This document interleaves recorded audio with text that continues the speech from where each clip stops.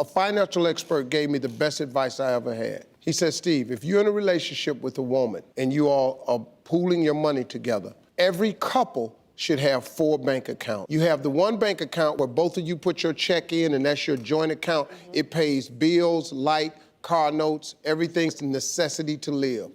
The second account has a savings account where you both agree to put X amount of dollars of that money in it, and it takes 2 signatures to move it.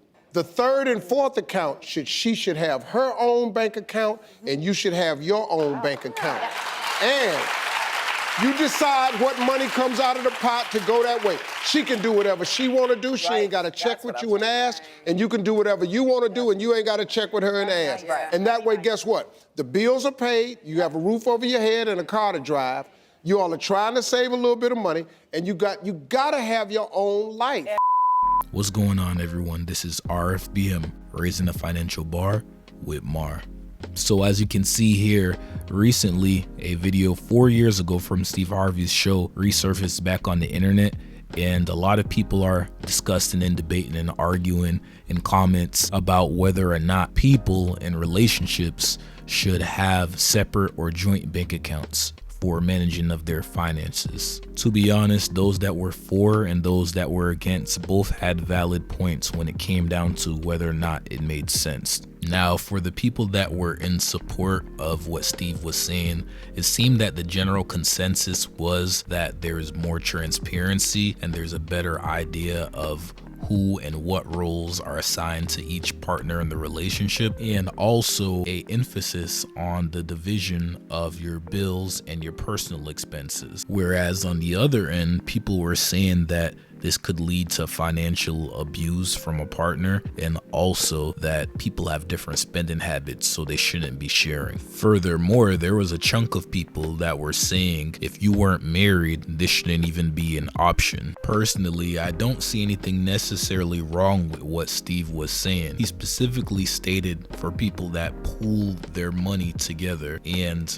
I personally wouldn't go that route. However, him saying there'd be an account where you deposit both of your incomes into and then stipulate from that bill account what goes into a joint savings as well, and then your personal checking account, you have your money set off there and your partner has their set off money for the third and the fourth account. I don't see anything necessarily crazy about that. However, I would say in order for that to consistently work, you would have to be on the same page financially with the person you're in a relationship with, and also make sure that you're with somebody that is consistent, disciplined, and organized. Like I always say, there is no one-size-fits-all method for everyone. So if it works for you, good, and if it doesn't, try another alternative method. Truth be told, we live in a capitalist society where money is very important. Money can make or break a relationship, and honestly, you want to know what's coming in and out of your pockets regardless whether you're in a relationship or not. But circling back to our topic of sharing joint bank accounts, in this CNBC article it stated roughly 40% of American adults who live with their significant other are unable to correctly identify how much money their partner earns. And this is directly from data they got from a survey from Fidelity.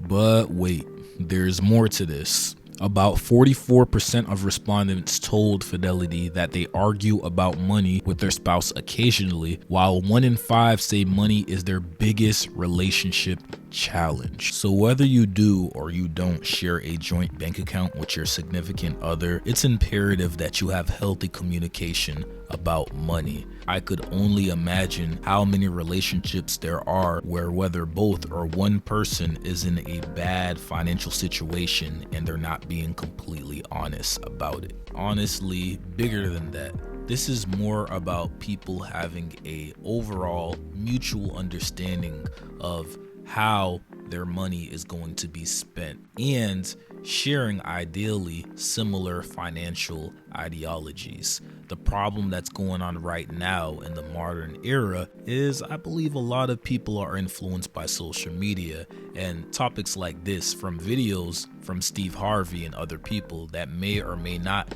even be sharing the same type of income and financial situation. So it's not going to apply. A lot of these things are blanket statements. I challenge everyone to try not to be influenced by society and make the most optimal decision for their personal situation. Also, if you haven't already, I'd suggest you go ahead and watch the full clip. It's about 5 minutes. I'll add it in my description, and you get an idea of the thought process of man, woman, just people in general by looking in the comment section as well. So yeah, just food for thought. Like I said, none of us are perfect, and we're just all trying to work towards our goals. So yeah, I appreciate you all that continue to support me. If you enjoyed this content, please give it a like, comment, subscribe. I'm going to work on getting more creative and doing different topics. Just been doing a lot of things on the personal side with my day jobs and other obligations. But once again, this is RFBM, Raising the Financial Bar with Mar. Peace, love, blessings, take care. Our own mind has to be changed. We have to change our mind about ourselves. But this world is such a gimme. Everybody back off. You know, everybody's like taught that from school. I don't come to bow, you know. I come to conquer.